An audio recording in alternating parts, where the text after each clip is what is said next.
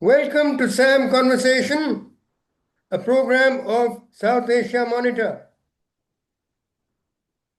Our topic today is the need to review India-US relations. For this, it is our pleasure to welcome Dr. Harinder Sekhon, Distinguished Fellow, CUTS International, and a former Intelligence and Strategic Strategic Analyst in the National Security Council Secretariat of Government of India. She has good 3 decades of hard US-India study behind her. We've seen some very ranging from unexpected to funny to ridiculous, scenes since Operation Sindoor was launched after that horrendous attack by Pakistani terrorists in Pahalgam, Jammu and Kashmir, India.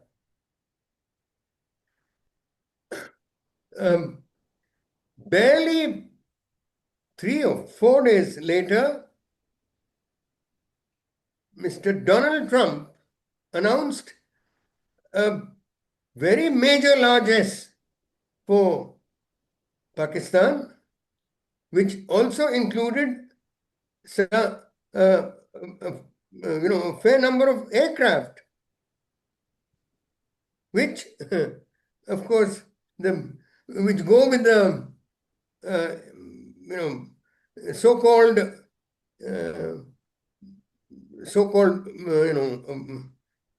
condition that they are not to be used against India, which itself is a very old joke, because a lot of stuff they were given right from 1960, before 1965 onwards, was used against India, and much to the embarrassment of the United States. Well, we won't go into that. Another development that really got India's goat was as soon as the Indian Air Force had attacked 11 military airfields of Pakistan, Mr. Trump proverbially parachuted into the picture saying, "Here I've got a ceasefire going," which was far from the truth, because this was clarified, of course, by the Director General Military Operations of Indian Army and by other spokespersons like Mr. Sikri of the External Affairs Ministry and Colonel Sophia Qureshi of the Wing Commander Singh. From time to time, this was clarified that this is not a ceasefire. Operation Sindoor is still on. Whatever is been done is a pause, and it's at the specific request of the Director General Military Operations of Pakistan Army. But anyway, Mr. Donald Trump kept repeating that till the last few days also. I think he's been parroting it. That's been that's my doing. That's my doing. Or words to that effect. What is particularly of concern to India is this largesse that was granted to Pakistan just about 3 days or so after the terror attack in Pahalgam, and also a lunch for which the Pakistan Army chief recently promoted to the rank of Field Marshal Asim Munir, being invited in. It was, I think, Mr. Trump was hoping to invite or tried to invite Mr. Modi also. And I think Mr. Modi was very correct in saying, no, sorry, I already have plans. This was at the end of the G7. First question, Dr. Sekhon, how do you view the present state of India-US relations? Well, that's a tricky state of relations right now because on the one hand, Trump has been saying even more a few days back at the G7 that he likes Modi a lot. But there are contradictory messages coming out. And let's start with Pahalgam, and you've already given a recap of how the IMF gave, there seems to be a definite rehyphenation of India and Pakistan over the past 1 month. And this is something India was extremely sensitive about in the past, that we should not be clubbed together with Pakistan. And the press reports coming out of the United States, once again, not just, one is the victim of terrorism and one is the perpetrator of terrorism, but the kind of statements which have been coming out of this US administration do cause concern. And especially, like more recently, you would have witnessed that the CENTCOM chief, General Kurilla, the US CENTCOM chief has said that Pakistan is a very important part of the US calculus and is a very important US alliance partner. They have to quantify that they do need Pakistan for its war on terror, maybe to stabilize the Afghan border. And as you've rightly mentioned, but all the equipment, the F-16s and all which has been supplied by the US, is not being used for their own internal security. It has been used against India even during Sindoor, Operation Sindoor. So these are things which are well documented, and I do not want to take up more time. But this reset, the recent visit of Asif Munir to Washington and Trump hosting him for lunch, though the US administration and the statement coming out from the White House, they've said that this is because of what is happening in the Middle East, and it is because of Iran. They want to neutralize Iran, and there were reports that Pakistan may attack Israel and help Iran if there is any escalation in the Middle East. So that is a strategic concern. It can be a genuine concern for the Americans because of what is happening over there. But to give Asif Munir 2 hours for a meeting which was scheduled for 1 hour, and there's no Pentagon person who was involved in the meeting, which is interesting to note. It was the US Secretary of State, Marco Rubio, and the Middle East advisor, Trump's Middle East advisor, Steve Witkoff. Now, these are the three gentlemen who met with Asif Munir, who was accompanied by his national security advisor, Asim Malik. So it was more a White House initiative. And if I may just button for a moment, Asim Munir is the person who publicly stated that he's for Iran. All his support is for Iran. Whereas what Mr. Trump wants from him is a lot of support against to the US against Iran. Absolutely. Which also includes, I think, a lot of aircraft space, True. And also he's been trying to negotiate an economic deal because there's no official statement which has come out so far. but people who are privy to the discussions and they're quoting unofficial sources, they say that though a lot of the discussion was about Iran and how to, and both sides said that they're looking for a peaceful solution, and that is why Trump has decided to give Iran another fortnight, 15 days to come to the negotiating table and negotiate the US-Iran nuclear deal. But let's see if Pakistan would genuinely play a sincere role in resolving the issue. Given their past history, not just Asif Munir saying that they're all for Iran.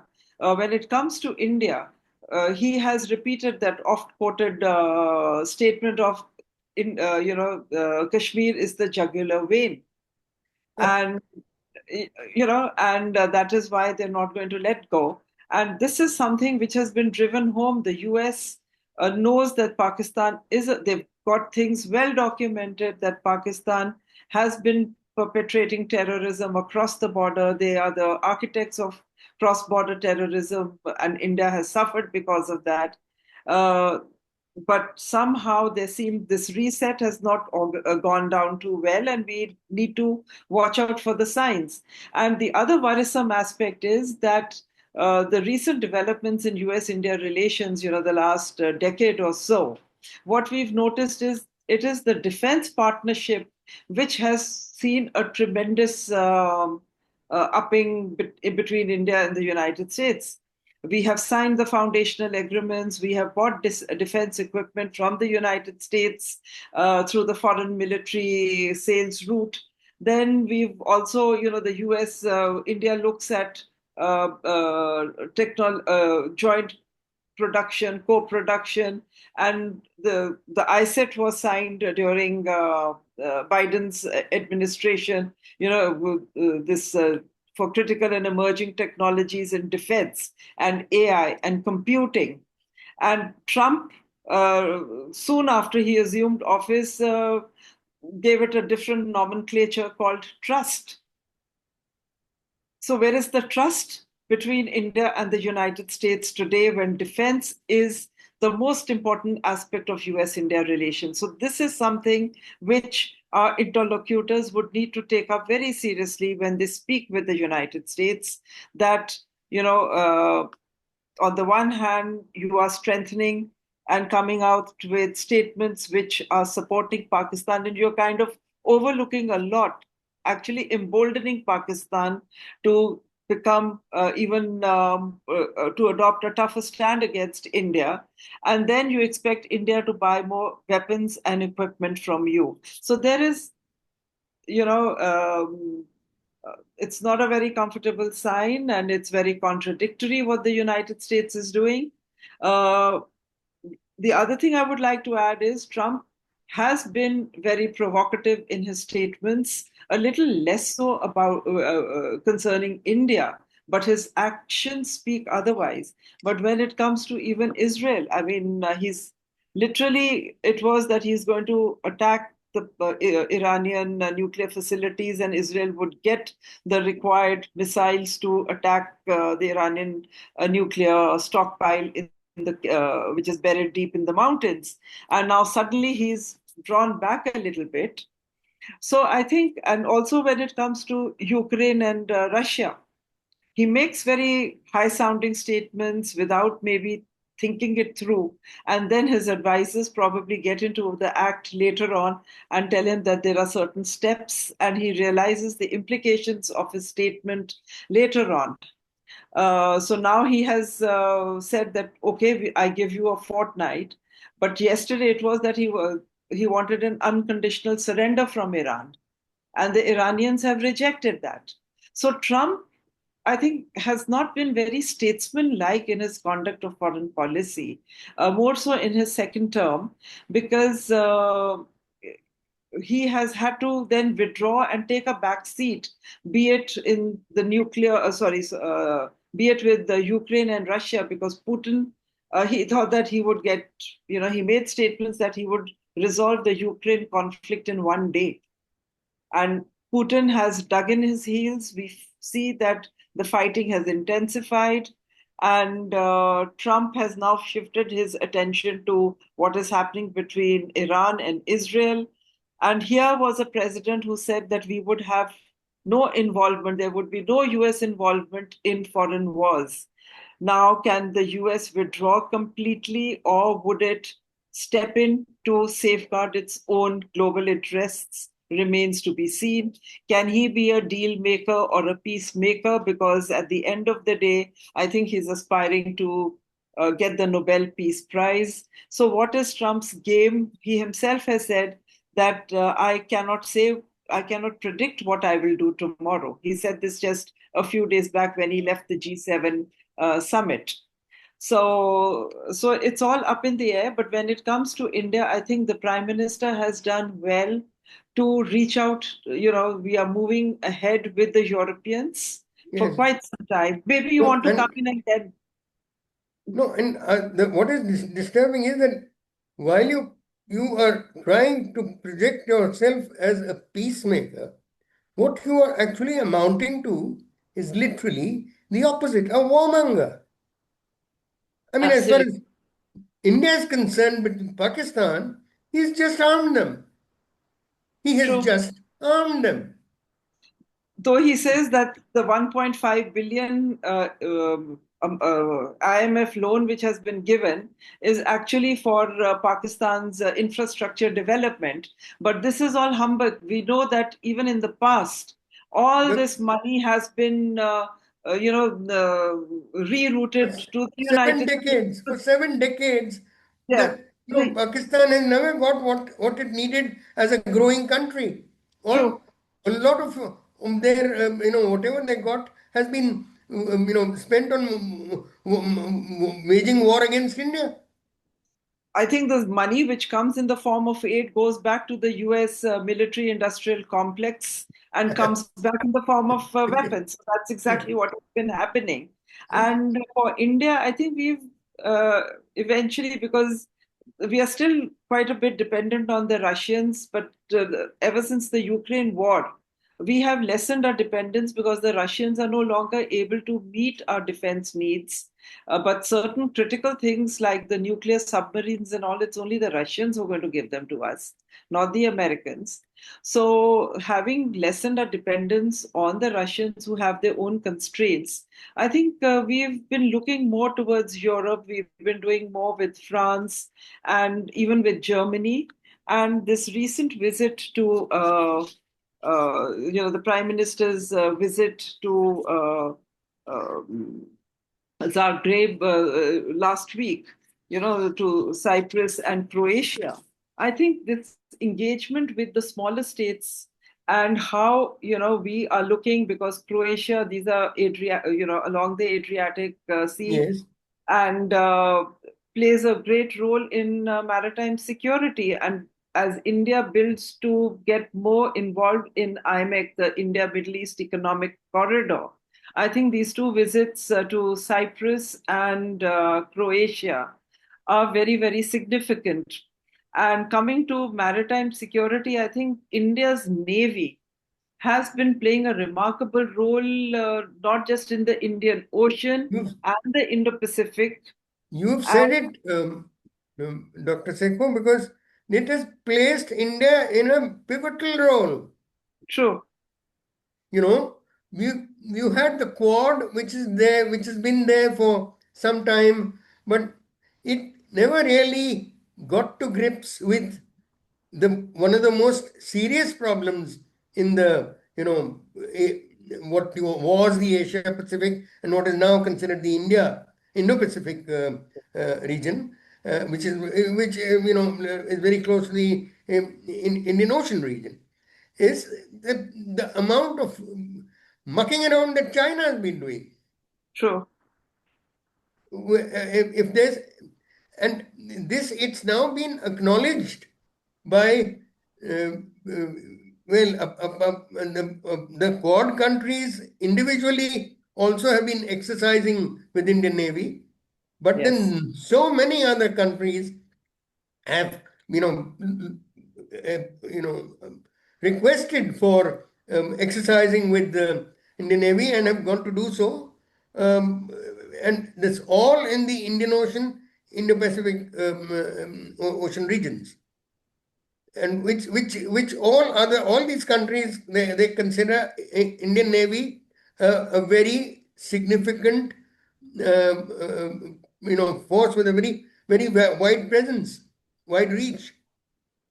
You're absolutely right, because look at the number of exercises which have multiplied. It was not just the Quad countries. We are doing it with Vietnam, with the other smaller countries. We've done joint exercises with Indonesia, and we've set up, strengthened our infrastructure in the Indo-Pacific, in the Indian Ocean region.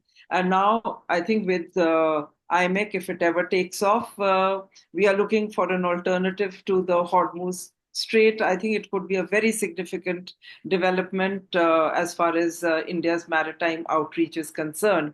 And, the Sagar Mala and all. I mean, and then these are not India's aggressive posturing, because we have done a lot of work during, it started off with in 2004 when we rushed aid during the tsunami.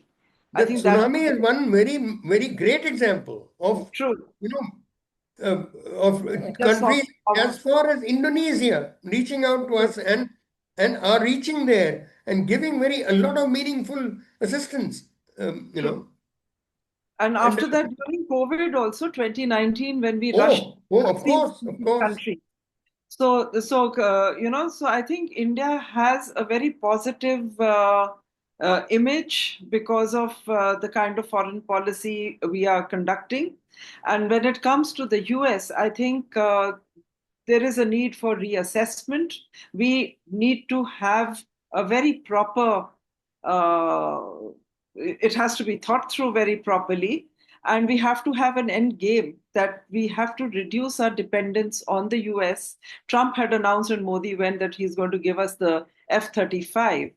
But we need to really look at, we We can don't need the yes, F-35. we don't need the F-35, but we need to, the air chief has been talking very openly about it. We really need to look at if France is not able to fulfill our entire need, we need to go the Eurofighter, the European consortium. We need to and step up our own domestic production, which will take time because we talk more about it. But we really need to now seriously reconsider becoming self-sufficient in meeting our defense requirements, because we have seen that till you're not self-sufficient and you're not strong independently, the other countries, you cannot depend upon them. They might. No. For long it has been clear that India must be prepared to go it alone as far as its own needs of weaponry are concerned for dealing with not one but two enemies. True, true. China being Because a number one and Pakistan being a number two. But true, a lot of a lot of keeping us busy is done by China through Pakistan. absolutely. Because even now they've announced that they're going to supply them with 40 J-35s. China has just announced it's there in today's news. And on the other hand, they want to strengthen this, they want to have peace talks with us, and they want to talk about the border issue without really coming to they want to keep negotiating and frustrating India. So we really need to, the way we are going in for our infrastructure development in J&K, we've done tremendous work over there. No Uh, doubt. and similarly, I think we really need to devise a policy where we have a public-private partnership and select a few niche platforms for development. And I think the our drones have shown, I mean, they've worked very well during It's Operation been Sindoor. proved. We've It you has know been we've proved. So I think, in these because we've taken pains to reach level of self-sufficiency in drones, and so far so good. but we shouldn't be at all complacent about it, because this is one So item which we must keep producing. developing. We'll require it. We'll require it. As they say, Sindoor is not over. It There's is so not many over. thousands of terrorists still up and about in Pakistan, and there's still a number of their camps, and they are not going to stop, um, export of terror as they've been doing for almost 3 decades now. Absolutely, they're not going to stop, and I think we need to be very careful about the technological innovation and changes, because it's not Pakistan. They get armed by Turkey, as we've seen, by China, and China can come up with new technology very soon because they have been working at it for the last 30, 35 years. I mean, they started this whole system of reverse engineering, buying from Yes. the Americans and reverse engineering, while we only have talked about it. And, Although, mind you, during Sindoor, um, the Chinese, a lot of Chinese equipment did not fare very well at all. yes, I agree with you, but they might try to overcome these Of lapses. course, of So course. we also need to be one step ahead, and we need to recalibrate our response for the next ongoing steps in Operation Sindoor. So I think we need to be, and I think we have got a lot of inherent strengths, but we need to nurture the people who are working on these key projects. I think this is what the government needs to adopt, this policy of setting up these centers of excellence and nurturing the scientists and the technical people who are working on these projects. We need to take care of their housing, and it's not just people at the top level, It's but you have to set up proper housing complexes and all, and set up these absolutely. In self-sufficient. fact, the irony here is, the sad irony here is that in the past there have been, uh, first of all, our scientists, particularly in the field of missiles and space satellites, we've done tremendously well despite all kinds of sanctions that we've been facing over the Yes, I number of agree. decades. Um, but it's also disturbing that, there have been suicides, and there's been frustration amongst this community of who've been doing a very, very good, effective job silently. They're not sung. They're not So out of the ones who are sung about. So Uh, I agree with you, and a lot of them, I mean, have actually. I mean, look at the kind of brain drain. I mean, the amount of people from our IITs who've gone to the US. We really need to make things more attractive, and now, fortunately, a lot of Indian techies are coming back to Bangalore, and Hyderabad has got a very good ecosystem for defense small industries. yes, So those are yes, the kind of places which we really should develop and encourage this public-private partnership and set up innovation. I mean, the innovation hubs are there. We need to multiply um, and upgrade the skills, one help people upgrade their skills and work without inhibitions and constraints. one good news, very recent good news, is that Dassault has contracted a joint venture with the Tatas to make the Rafale fuselage, Right, and with the Anil Ambani's group, to make the Falcon. The right. Falcon jet, which they're aiming to make 2,000 of them, and not True. only for Yeah, it will for become an export hub. each other, but for even selling. Right. So I think India is doing well. We are already looking at alternatives to the United States. That too much of dependence on the United States in defense is not going to be a long-term solution.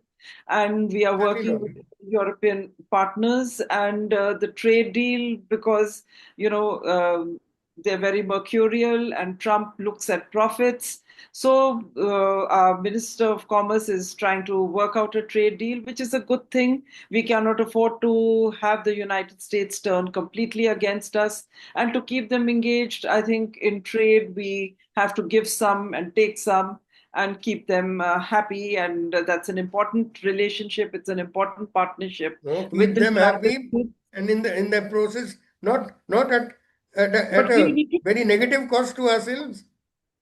No, but at the same time, we need to be very firm on our bottom line that Exactly, this exactly, is exactly. till where you can push us, and beyond that, it's not going to happen. And especially now, Trump wanting to take credit for having negotiated this ceasefire between India and Pakistan, and Asif Munir parroting the whole thing, thanking Trump for having brought about the That's ceasefire. that's So a it is. theater of the absurd. But I think there is no real trust between Pakistan and the United States either. Each one is trying to take advantage of the current situation, and it will continue like this. But India has done well. We've not really reacted openly. There's been no official statement, which is good.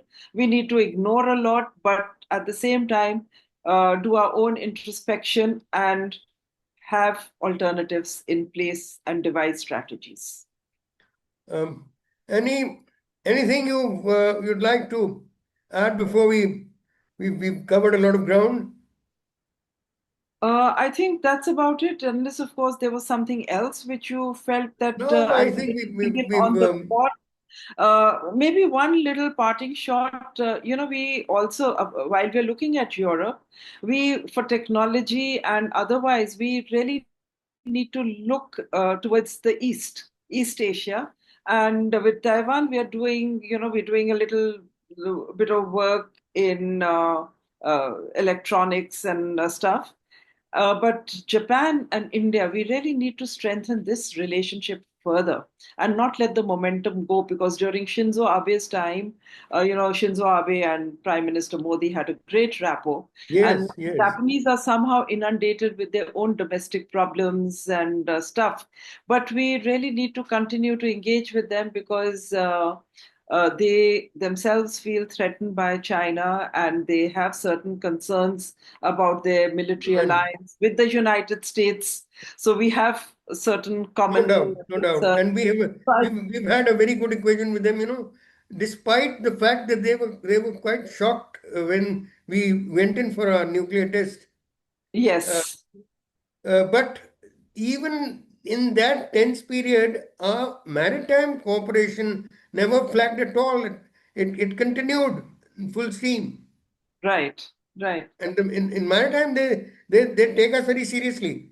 You know, So we need to, with or without the United States, bilaterally with the Quad partners, with New Zealand, which is not strictly speaking a Quad partner, but their Prime Minister was here recently yes, for the yes. in a dialogue. And they're looking to do more with India and also with Australia. Because AUKUS, I think again, Trump is going to review AUKUS. Well, So, which is something which well, works to the and advantage of India. The more Trump ruffles other people's feathers, I think we need to do bilaterally. So that's as about far it. as Mr. Trump is concerned, I can only use the uh, you know popular sentence in media. It remains to be seen, and uh, otherwise, um, thank you, um, Dr. Sekhon, for covering a lot of ground. Um, And and thank you so much for having me on your show, Colonel Bhatt. It's no, been a great experience for me. Thank you so much. thank you, and Jai Hind.